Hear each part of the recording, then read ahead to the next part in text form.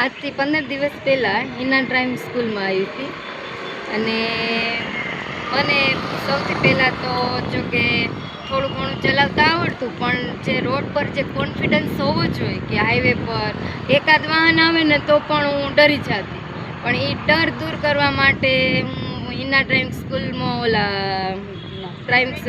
બરાબર જોઈન્ટ કર્યું અને મને ખૂબ જ સરસ રીતે 15 દિવસમાં હિનાબેન એટલું સરસ શીખવાડ્યું કે હવે હું ડબલ સવારીમાં હિનાબેન મારી પાછળ બેસી અને મને ખૂબ સારી રીતે શીખવાડ્યું. એ બદલ હું હિનાબેનનો ખૂબ ખૂબ આભાર માનું છું. Thank you Hinaben.